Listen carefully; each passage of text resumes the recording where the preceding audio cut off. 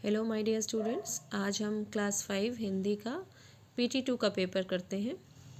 पहला भाग है पठन का भाग। आइए पढ़ते हैं इसके।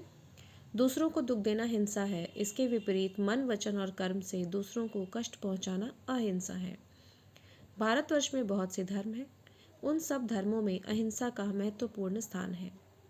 इस संसार में कोई भी धर्म ऐसा नहीं है जिसमें अहिंसा का महत्व स्वीकार न किया गया हो। अहिंसा परम धर्म है, ऐसा सब शास्त्र कहते हैं। भारतीय संस्कृति का मूल आधार अहिंसा है। महात्मा गांधी सत्य और अहिंसा के महान पुजारी थे। उन्होंने अहिंसा के शस्त्र से भारत को आज़ाद कराया। भगवान बुद्ध, महावीर स्वामी, सम्राट अशोक आदि ने अहिंसा का प्रचार किया। संसार को स्वर्ग के समान सुख कर एवं शांतिमय बनाने के लिए अहिंसा का पालन करना अति आवश्यक है। इसको पढ़ने के बाद आप एक बात याद रखेंगे कि उत्तर हमेशा आपको इसी पैराग्राफ में मिलेगा। आप अपनी तरफ से कोई भी उत्तर नहीं लिखेंगे। तो देखते हैं, पहला प्रश्न है अहिंसा की परिभाषा क्या है। आप देख सकते हैं मैंने 1 नंबर मार्क कर रखा है। मन, वचन और कर्म से दूसरों को कष्ट न पहुंचाना अहिंसा है।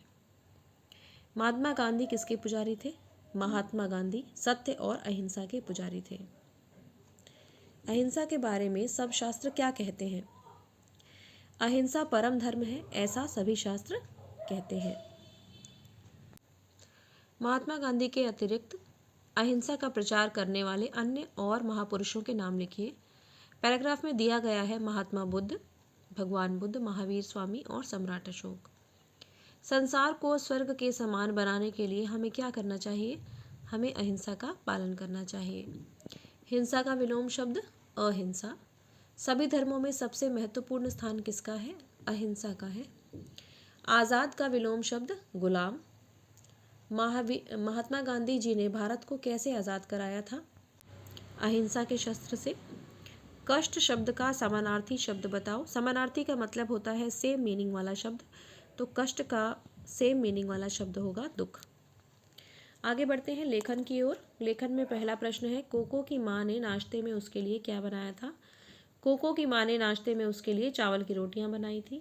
बिशन घायल तीतर को क्यों बचाना चाहता था? क्योंकि ये 2 नंबर का क्वेश्चन है तो 2 पॉइंट्स आप ज़रूर लिखें। बिशन दयालु स्वभाव का था।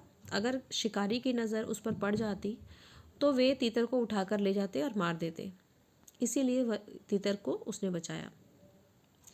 स्वामी का अपनी दादी के साथ कैसा रिश्ता था? 3-4 पंक्तियों में बताना है आपको।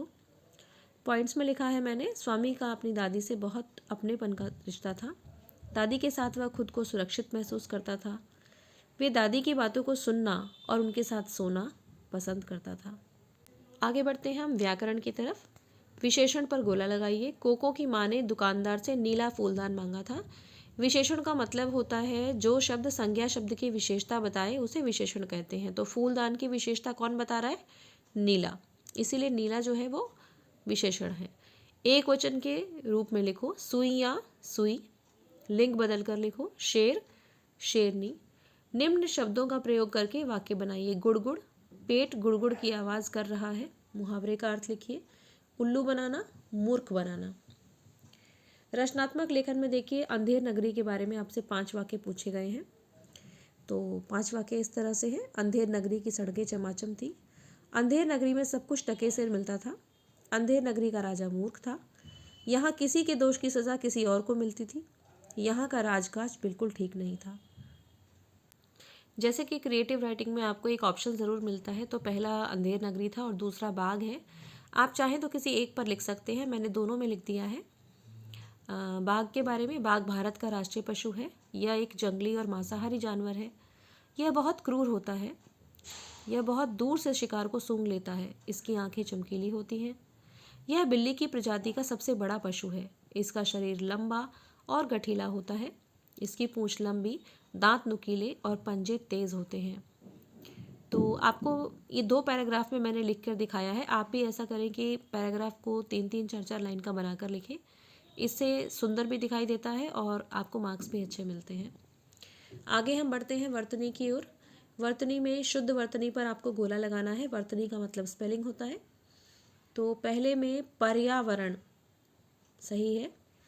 दूसरा भिष्टि, तीसरा है सीढ़ीनुमा, चौथा है पुरस्कार, पांचवा है बहादुरी। उम्मीद है आपको प्रश्न पत्र समझ आया होगा। अच्छे से मन लगा के पढ़ते रहिए। धन्यवाद।